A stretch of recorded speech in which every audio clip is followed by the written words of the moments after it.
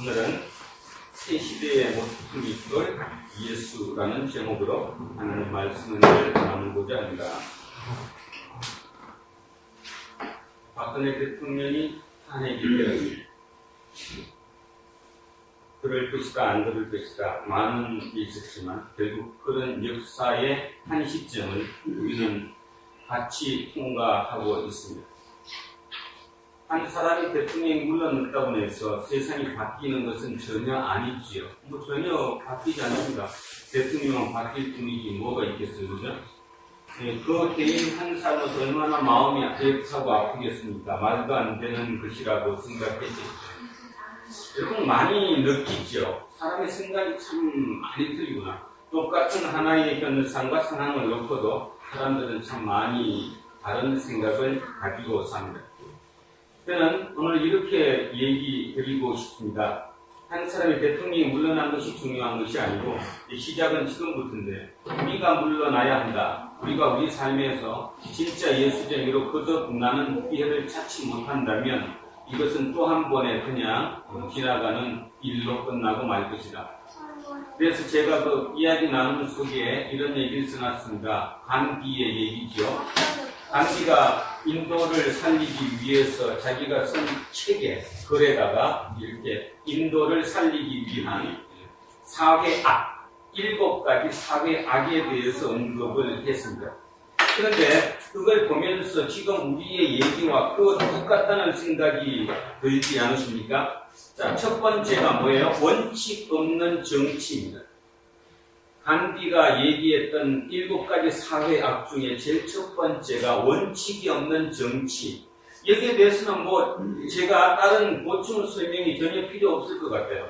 자, 두 번째가 뭐였으냐 하면 노동 없는 부. 노동 없는 부. 일을 하지 않고 돈을 번다는 거죠. 일을 해서 버는 근로소득보다 일을 하지 않고 버는 불로소득이 훨씬 크다는 것입니다. 그런데 우리나라의 문제일까? 우리나라만의 문제는 아닙니다.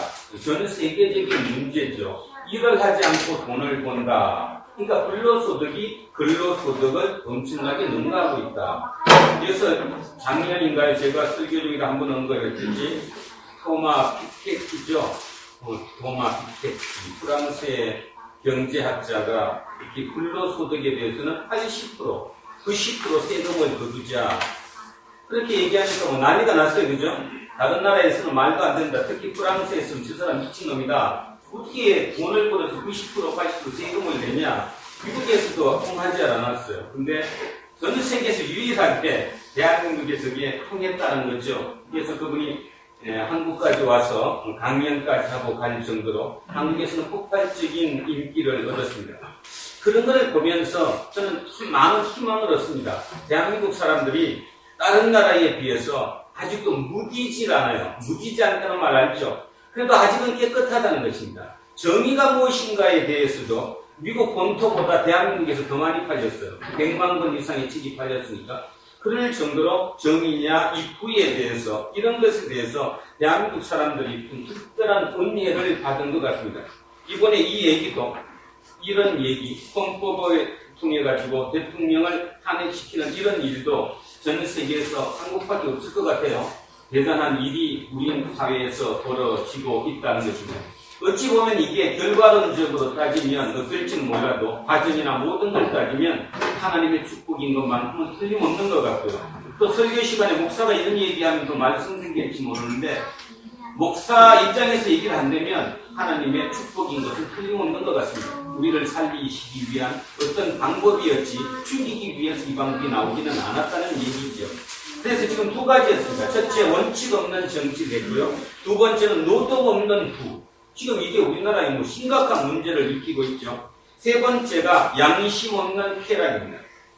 양심 없는 쾌락. 맨날 뉴스만 틀면 아니면 인터넷만 켜면 성폭력 이런 얘기 그런 얘기만이 문제가 아니에요. 그죠? 양심 없는 쾌락이라는 거. 이거 참 심각한 건데요. 물론 여러 이유가 있다고는 얘기해요. 요즘 30, 40대들 집 사기 어려우니까. 월급을 꼬박꼬박 다 모아도 20년, 30년을 모아도 집을 못 사니까 어차피 집 사는 건 포기하자.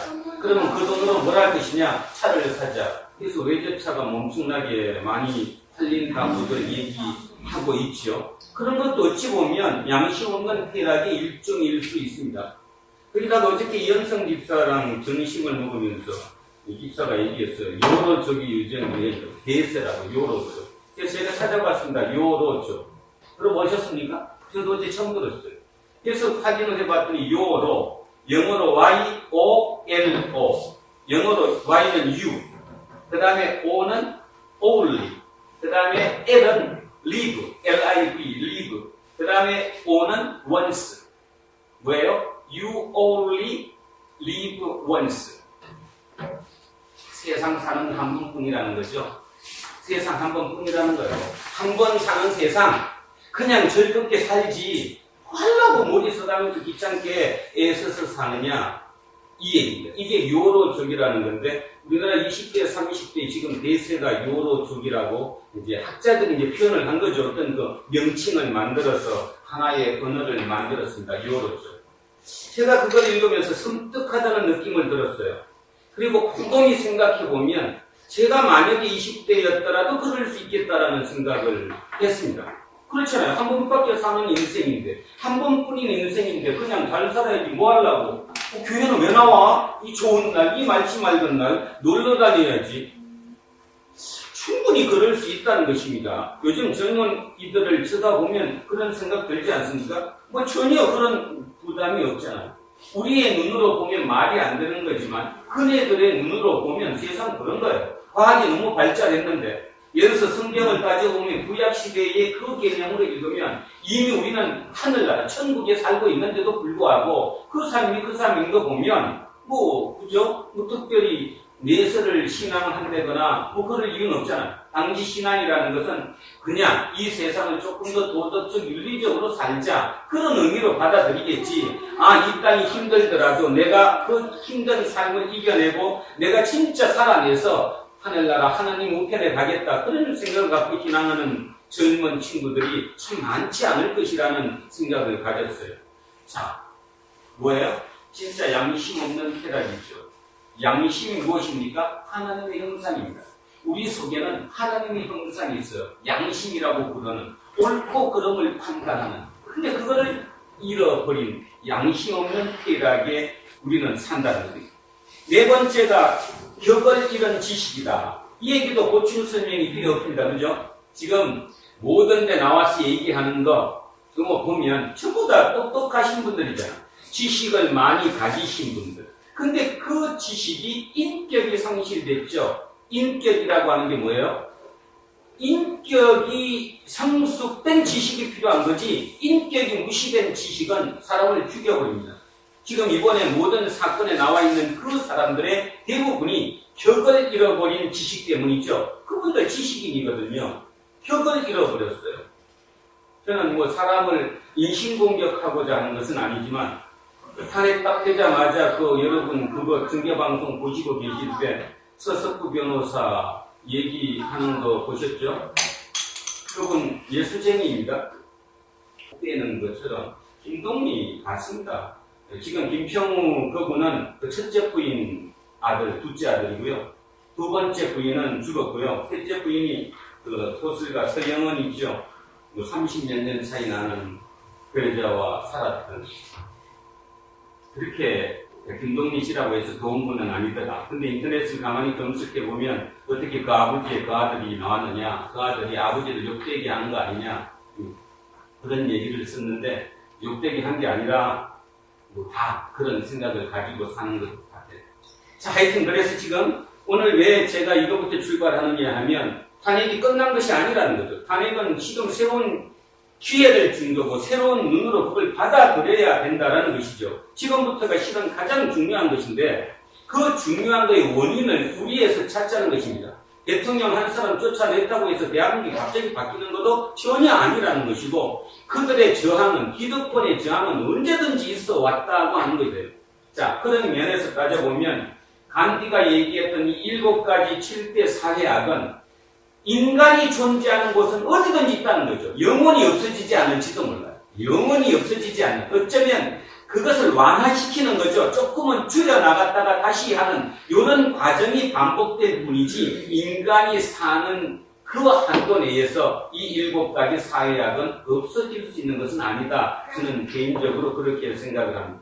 그럼에도 불구하고 제가 이 얘기를 한 이유는 대통령을 쫓아낸 그 모든 일이 결국은 이 7가지 사회학이 버무려져서, 그죠? 이게 총체적으로 버무려져서 우리 사회가 그렇게까지 가 있는 상태에 하나님의 축복으로 어떤 계기를 줬다. 그런 의미에서 우리는 받아들여야 된다. 그렇다면 오늘부터라도 사순절 두 번째 사순절 둘째 주일입니다. 오늘부터라도 우리의 삶을 다시 한번 예수의 초점을 맞추어서 그 7가지 사회학을 그래도 내가 저지르지 않는 그런 의미의 우리가 되어야 오늘 이현승 집사님 기도하셨던 것처럼 하나님께서 좋게 보시는 교회, 하나님께서 기뻐하시는 교회, 하나님께서 진짜야 내가 너 머리 맞다라고 할 수 있는 그 교회가 될 수 있다는 것입니다. 그래서 십자가, 그래서 우리얘기로 이제 시작을 하겠습니다. 대부분의 사람들은 나사렛 예수를 원치 않습니다. 어디 예수로 원할까요? 예루살렘의 예수. 이렇게 표현하니까 표현이 조금 뭐한데요. 나사렛 예수, 예루살렘 예수. 뭔 뜻이에요? 나사렛의 예수는 보통의 예수였어요. 가장 처절한 밑바탕부터 올라서 고통으로 갔던 그 예수인데 실제는 나사렛 예수인데 우리가 느끼는 예수는 어떤 얘기를 느끼는가 하면 예루살렘에 있는 예수, 성전에 딱 버티고 앉아 계시는 예수, 그 예수를 우리는 꿈꾸고 있는 것은 아닌가 그 생각을 잃어버릴 수가 없습니다. 오늘의 본문의 얘기도 똑같은 얘기입니다. 오늘의 본문의 얘기가 바로 기득권이죠.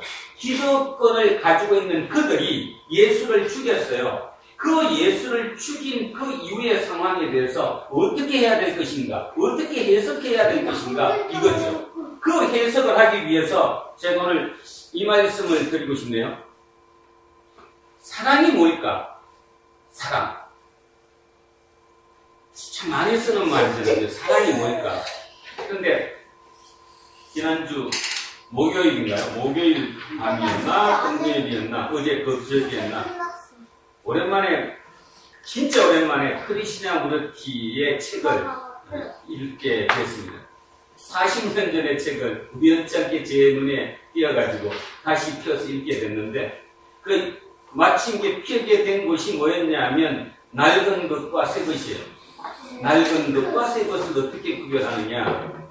근데 크리스티나 무르티가 이렇게 썼습니다. 항상 변화는 새 것이다. 근데 변화를 왜 못하느냐? 낡은 것이 새 것을 먹어치우기 때문에 못한다.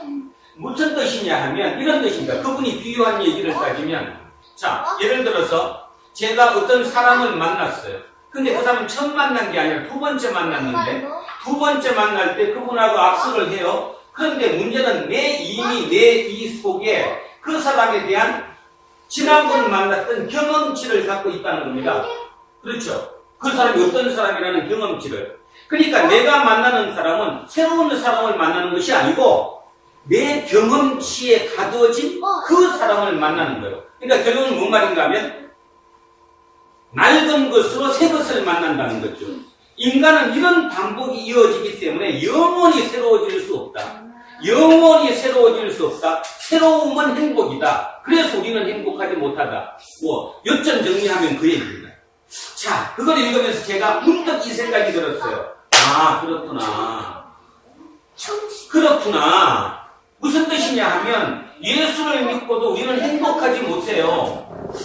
근데 거꾸로 한번 해봅시다. 탕자 한번 비유해보세요. 탕자의 비유에서 보면 그 아버지는 그 아들의 끝까지 기다렸잖아요. 근데 중요한 사실은 돌아왔어요, 안 돌아왔어요? 돌아왔을 때 아버지가 옛날의 경험치, 이 나쁜 놈이잖아요. 아버지를 유산 받아 가버렸으니까.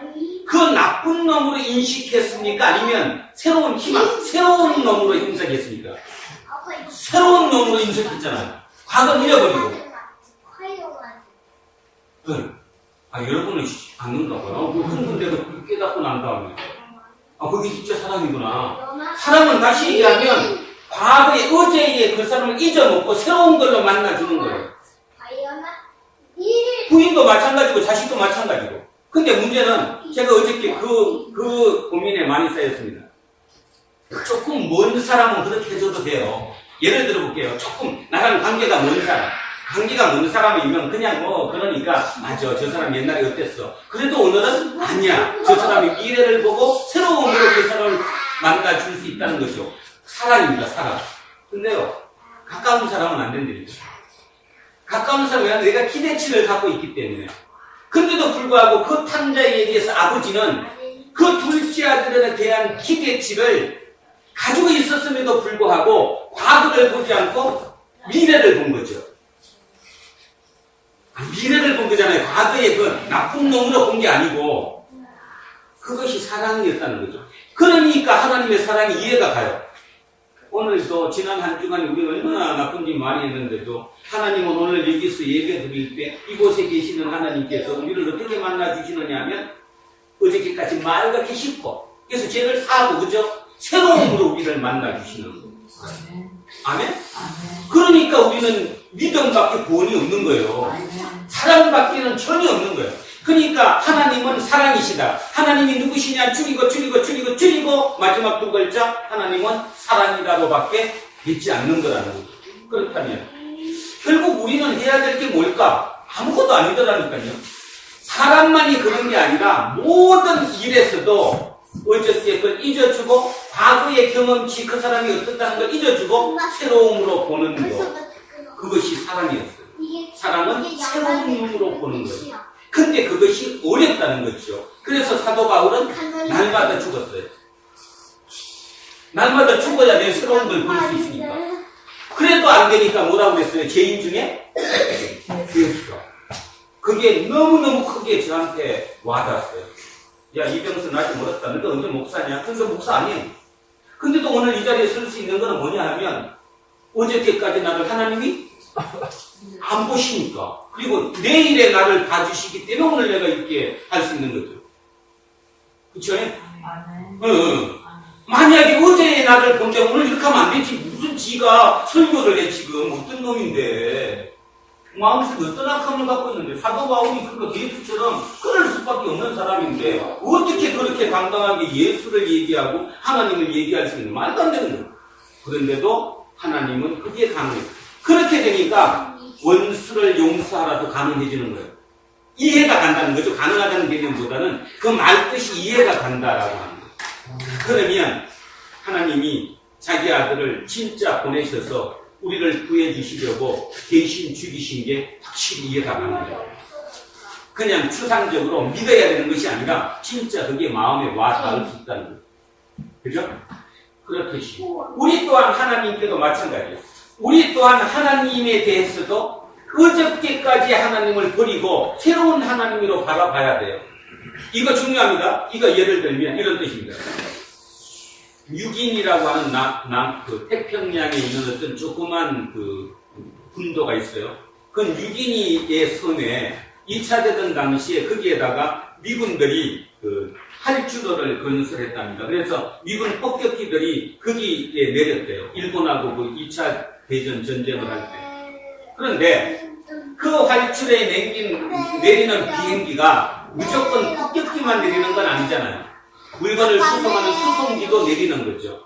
그래서 그 수송기가 거기를 내려서 거기서 막 화물이 막 내렸는데 미군들이 그 화물 중에는 뭐 있겠어요? 뭐 먹는 것도 있고 약품도 있고 여러 가지가 있었을 거 아니에요? 그래서 그거를 먹다가 남는 것 중에 일부를 그 원주민들한테 논아준 거예요. 원주민이 배 아프다 그러면 조그맣게 생긴 하얀 알약을 줬더니 원주민 입장에서는 그걸 먹고 났더니 배가 안 아픈 거 이거죠?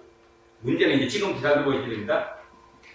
원주민들이 누구를 믿었어요? 미군을 믿었을까요? 비행기를 믿었을까요?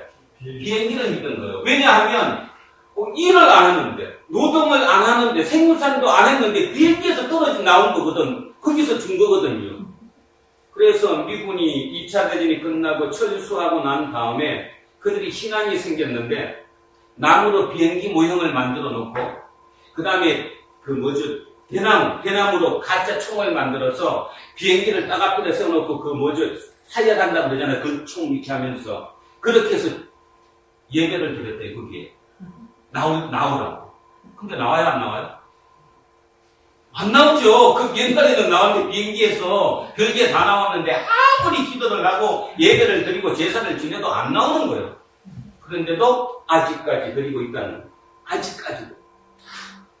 우리 신앙이 그럴 수도 있습니다. 무슨 뜻이냐면 사람들이 저한테 이렇게 질문할 수 있어요. 당신 얘기 들어보니까 당신도 몸이 참 오랫동안 아팠다가 하나님의 기적적인 치유를 통해서 나았다는데 그럼 당신도 맨날 치유사역을 해야 되는 것이고 사람들을 그렇게 해야 되는 것이지 왜 맨날 사람을 덜덜 볶냐? 덜덜 볶는다는 표현은 좀 양해하시기 바랍니다. 옳게 서러다 보면 얘기하느냐? 신앙이 꼭 그런 것이냐? 이렇게 얘기할 수도 있습니다. 무슨 뜻이냐 하면 자기가 만난 그 하나님, 맨 처음에 신앙을 접하게 된 그 신앙을 끝까지 믿고 있는 거죠. 그걸 보고 화물신앙이라고 해요. 금방 그 비행기에서 화물 내렸던 것처럼 화물신앙. 그 화물신앙이 우리에게도 있는지 모릅니다. 그러니까 다시 얘기하면 인간이 하나님을 사랑하는 것은 뭐냐 하면 거꾸로예요.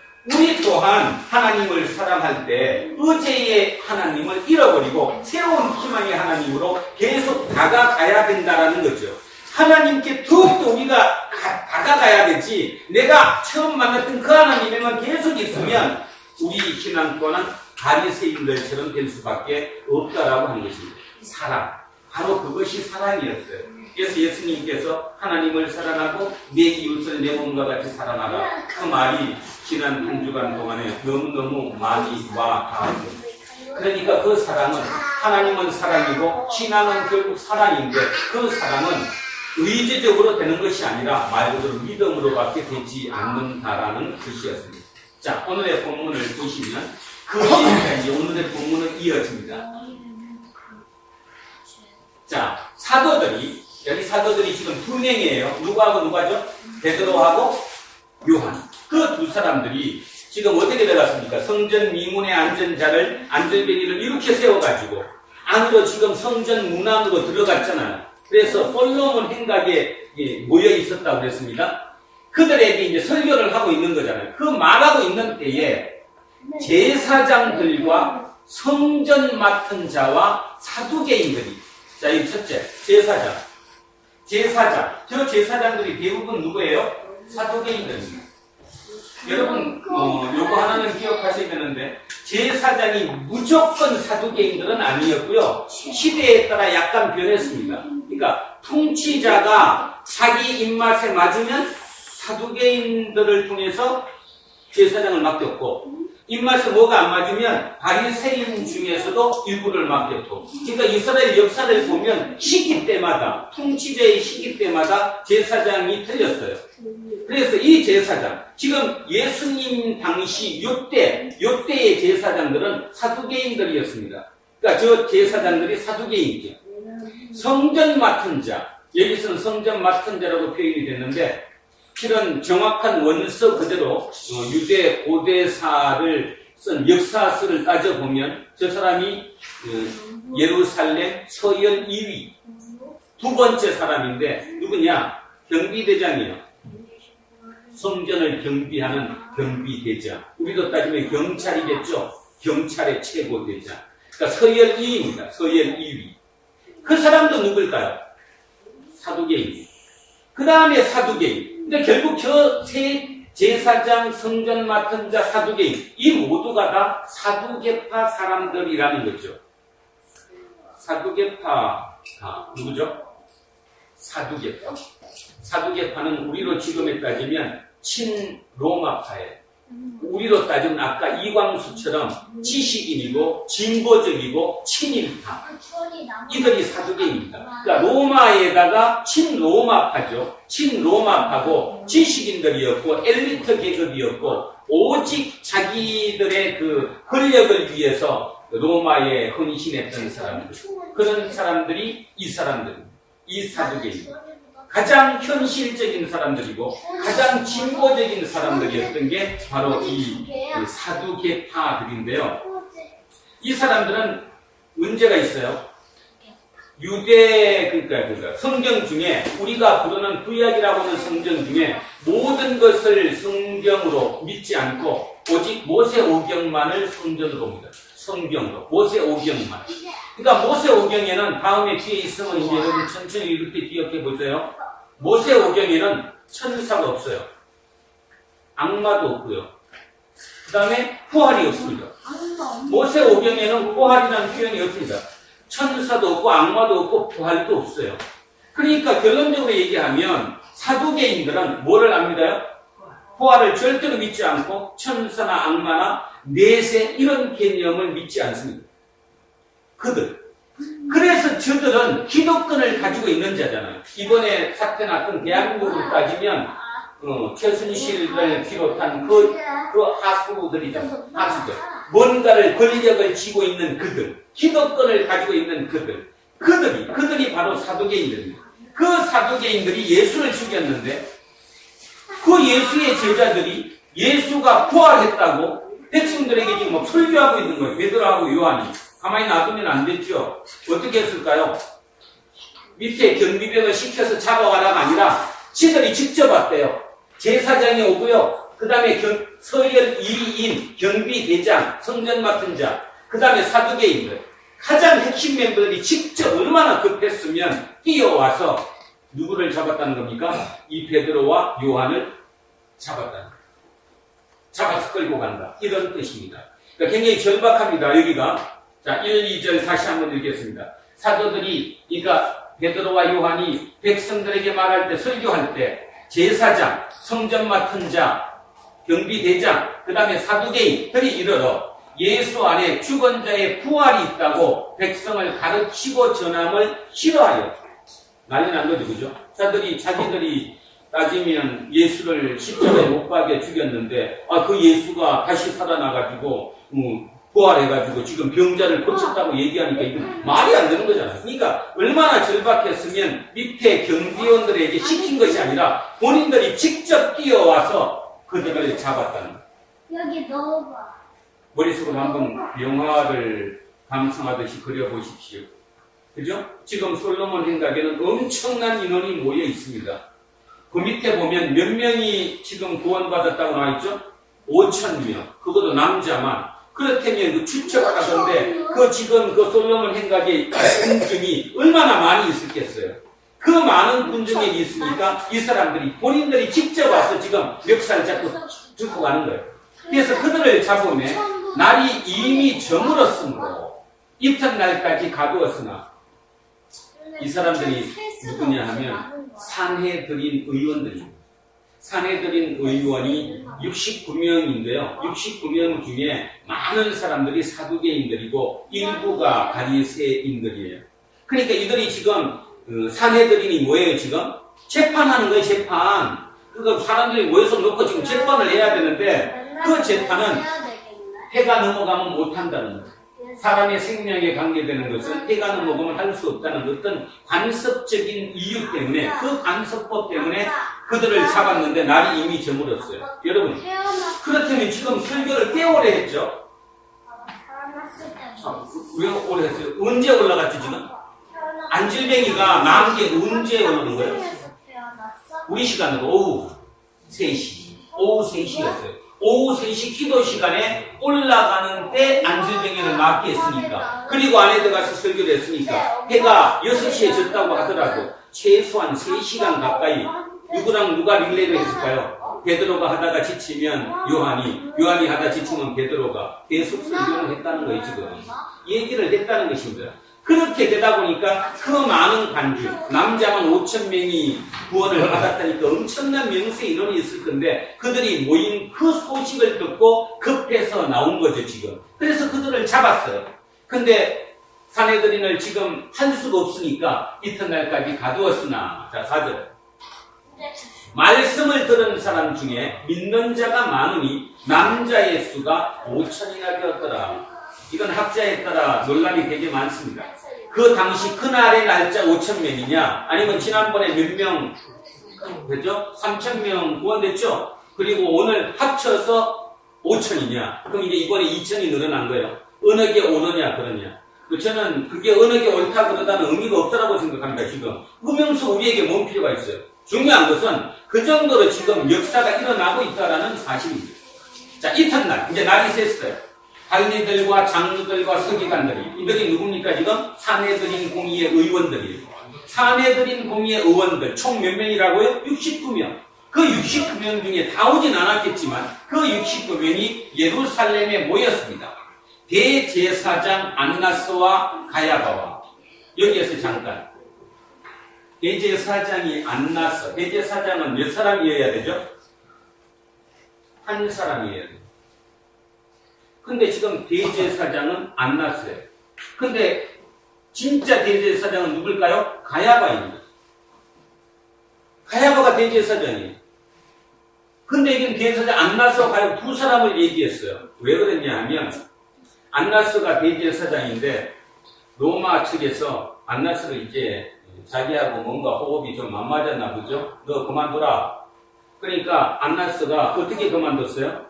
가야바가 사위에 사위. 자기 사위를 대신 제사의 대제사장으로 세워놓고 우리 식으로 하면 수렴청정하는 거죠. 뒤에서는 지가 다 조정하고 있는 거예요. 그러니까 공식적인 대제사장은 가야바이고 실제로 지금 힘을 쥐고 휘두르는 사람은 그 장인인 안나스라는 거죠. 그래서 성경책에는 대제사장이 지금 두 사람이 나옵니다. 그러니까 두 사람. 안나스와 가야바, 요한과 알렉산더. 저 사람은 누군지 모른다고 나와 있어요. 저 요한과 알렉산더는 누군지 정확한 설명이 없습니다. 그 다음에 대제사장의 문중. 대제사장의 문중이니까 이 사람들이 누구예요? 사두개인들이잖아요. 이들이 이제 참여해서 이제 지금 뭘 하고 해서 재판을 했습니다. 자, 7절. 사도들을 가운데에 세우고 묻되 너희가 무슨 권세와 누구의 이름으로 이 일을 행했느냐? 이거 뭔 뜻이에요 지금? 누구의 이름으로 무슨 능력으로 무슨 권능으로 안지쟁이를 이렇게 세웠느냐라고 물었어요. 그랬더니 베드로가 성령이 충만하니, 여기에 키포인트는 성령이 충만했다는 거예요. 이름은 겉으로 보이는 모습은 베드로였지만 실제 안에서 말하게 하고 생각나게 하는 모든 것은 성령님이셨다는 거예요. 그 성령님께서 백성의 관리들과 장로들아, 만일 병자에게 행한 착한 일에 대해서 이 사람이 어떻게 구원을 받았느냐고, 여기는 뭐 구원을 받았다는 게 그런 뜻보다는 왜 낫게 했냐고, 어떻게 낫게 했느냐고 오늘 우리에게 질문한다면, 그러니까 그 안대병이가 어떻게 일어났냐고 우리에게 묻는다면, 자, 너희와 모든 이스라엘 백성들은 알라.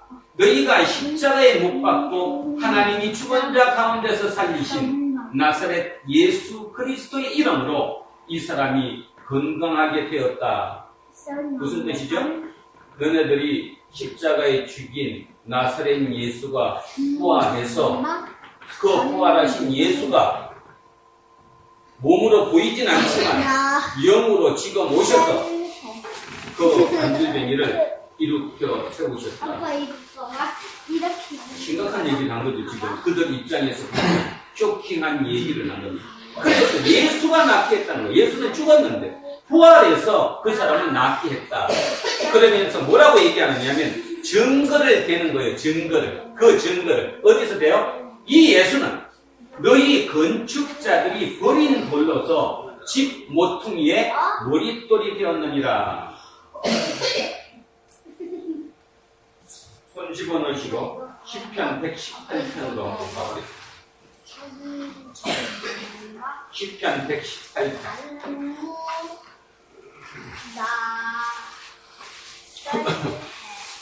자, 10편 118편이요. 890쪽 어디 언저리 있습니다.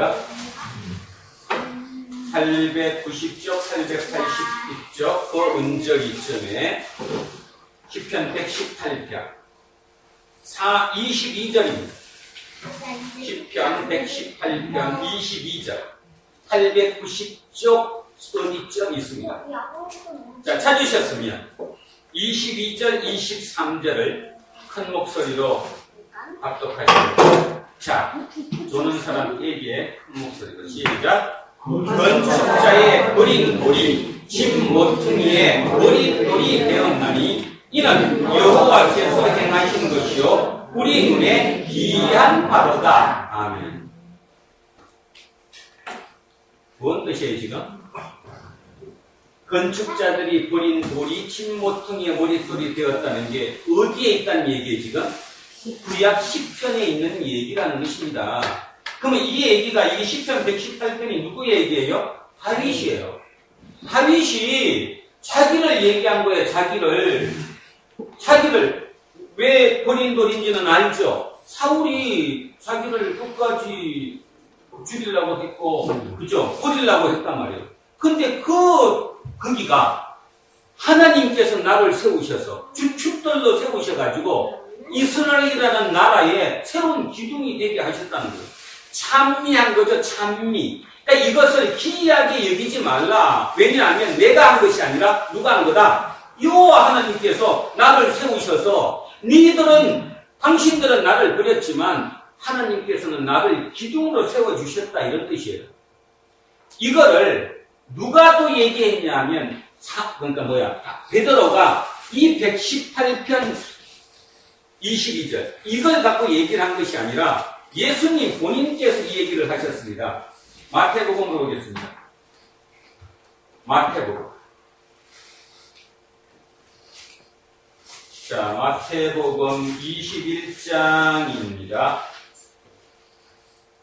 자, 마태복음 21장 42절. 마태복음 21장 42절.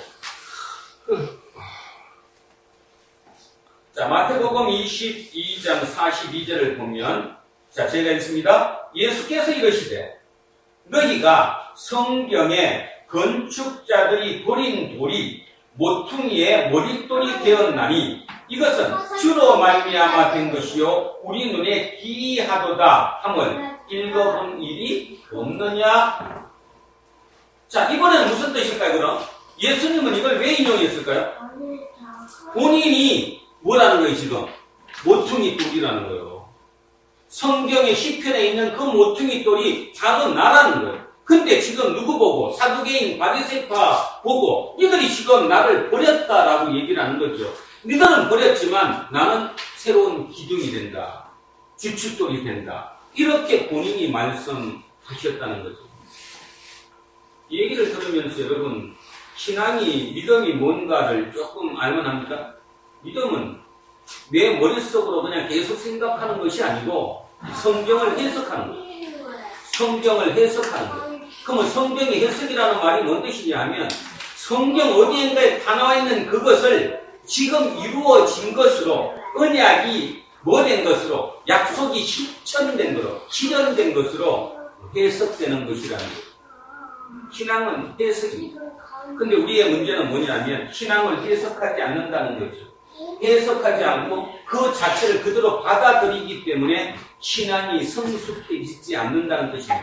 예를 하나만 들어보면 예수님께서도 이 얘기도 하셨지만 무슨 얘기도 하셨냐면 병이 생긴 병자 보고 제자들이 묻죠. 저 병은 누구 죄입니까? 부모 죄입니까? 아니면 그 당사자 죄입니까? 누구 죄 때문에 저렇게 병이 났습니까?